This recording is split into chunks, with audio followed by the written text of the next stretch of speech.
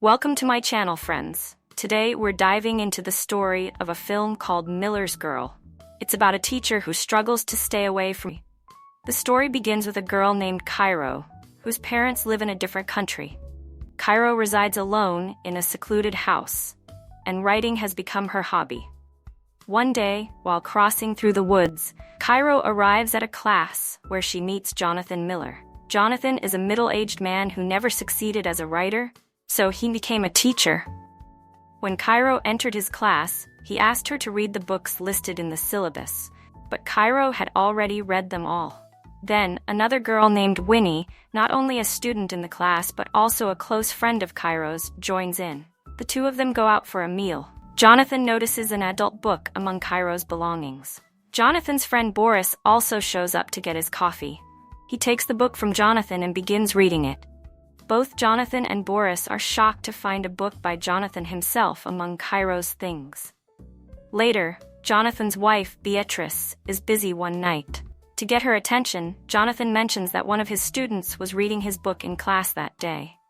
Beatrice receives a call from her friend Amy, and after hanging up, she and Jonathan share a drink together. As they grow closer, Beatrice gets another call, and Jonathan begins to feel frustrated. The following day, Jonathan confides in Boris, who mocks him for his situation. The two then spot Cairo coming out of the woods. Unsatisfied with his encounter the previous night, Jonathan starts paying more attention to Cairo. He asks her, "Don't you feel scared walking through the woods alone?" Cairo responds, "I'm the scariest thing in those woods." Jonathan laughs at her reply. At school, Winnie drops her books on purpose. Boris, knowing this was intentional, asks Winnie, "What do you want?" Winnie teases him, and Cairo, observing this, calls her crazy. They both go to Cairo's house, where Cairo is troubled by a question about her college application. She needs to write about her greatest achievement in life. After much discussion, none of her achievements seem unique enough. Then, Winnie suggests that Cairo should write about having an affair with her teacher. Cairo points out that Jonathan is 20 years older than her, but Winnie insists that it's perfectly normal. She goes on to say that Jonathan would be the perfect choice for Cairo's first experience. Winnie continues to describe Jonathan's behavior toward Cairo in class. Cairo feels shy and embarrassed by Winnie's comments, but her interest in Jonathan only grows stronger. The next day, Cairo starts to stare at Jonathan more openly. Jonathan notices this and asks her to meet after class. After class, Jonathan invites Boris to dinner. Boris leaves while making a silly dance move. Once Boris is gone, Jonathan tries the dance move himself. Just then, Cairo arrives, and the two of them laugh together before putting the dance aside. Jonathan is so impressed by a paragraph Cairo wrote that he memorizes it word for word. Cairo notices Jonathan's admiration for her writing and feels pleased. Jonathan then asks her to write a short story in the style of her favorite author, promising to give her full marks for the midterm if she does. Cairo agrees eagerly, revealing that she has also read Jonathan's book. She too remembers many lines from his book, just like Jonathan. This impresses him even further. He invites her to meet over the weekend to discuss her assignment. That night, Jonathan and Beatrice have dinner, and Winnie comes to take their order. Beatrice asks Jonathan if the girl he's been talking about is the same one he's been spending time with. Jonathan denies it, saying it's just Cairo. But it's clear that Beatrice is jealous of Jonathan's attention toward Cairo. In an attempt to express her frustration, Beatrice insults Jonathan in front of Boris, saying that he no longer has the talent of a writer. "You haven't written anything in years. You're just an ordinary teacher now," she scolds him. Over the weekend, Cairo goes to the location Jonathan had mentioned. Jonathan follows her and sits next to her. A man starts reciting a poem, which Jonathan listens to intently, while Cairo watches him. After the poem, Cairo steps outside to smoke a cigarette, and Jonathan joins her, sharing the cigarette. The next day, Cairo arrives in front of Jonathan wearing an alluring dress. When Boris asks her about it, Cairo says nothing. After Boris leaves, Cairo begins speaking with Jonathan. They grow closer, and as they're on their way to class, Jonathan receives a message from his wife about going out. In class, Cairo talks to Jonathan about her favorite author, the one whose style she's trying to emulate for her story. Jonathan, in a hurry to go home, quickly agrees. After he leaves, Winnie climbs onto Jonathan's desk and begins teasing Cairo. Boris soon arrives, and Winnie teases him as well, slipping his phone into her clothes. However, Cairo is unable to find her phone. On the other side, Jonathan's plans to go out with Beatrice are cancelled because she is busy with work.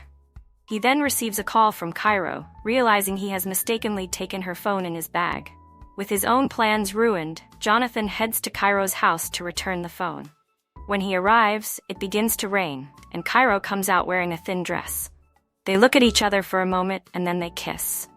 Later, Jonathan returns home, and Cairo sends him an email. Beatrice tells Jonathan that she's been unable to focus on her work because of him, so Jonathan leaves for a small cabin to work. There, he prints out the story Cairo sent him and begins reading it. The story is an adult tale about a teacher and a student, resembling Jonathan's. But everything changes the following day. Jonathan no longer contacts Cairo as he did before. When Cairo asks him what's wrong, Jonathan tells her he didn't like her story at all. He points out many flaws in it.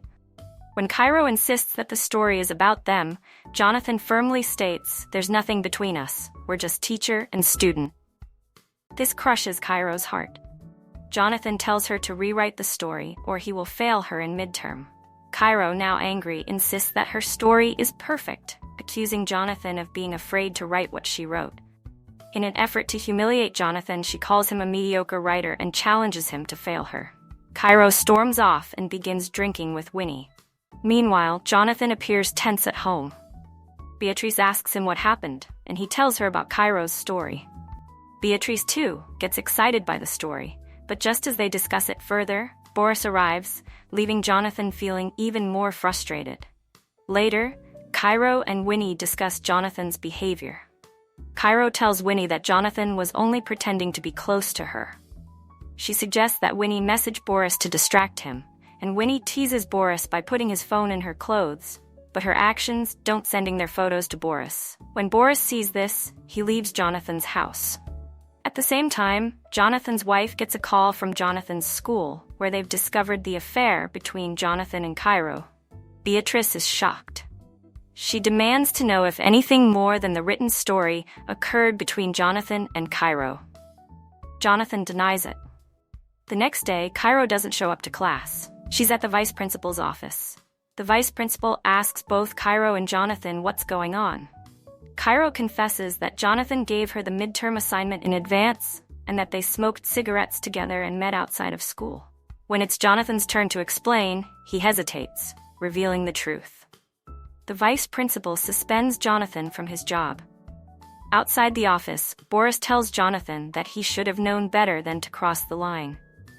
At home, when Jonathan tells Beatrice that he's been fired, she starts doubting him.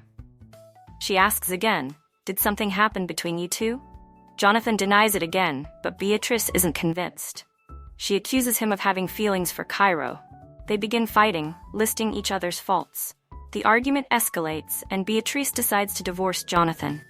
Meanwhile, Winnie confronts Cairo, telling her that her actions led to Jonathan losing his job. But Cairo no longer cares. She says, "Jonathan underestimated me, and now he'll see who I really am." She explains this is her greatest achievement. In the end, Cairo adds, "Now Jonathan has no job and neither does his wife. Will he be able to write now?" And with that, the movie ends. That's all for today's video, friends. If you liked it, don't forget to hit the like button and subscribe to my channel. I'll see you in the next video. Until then, peace out.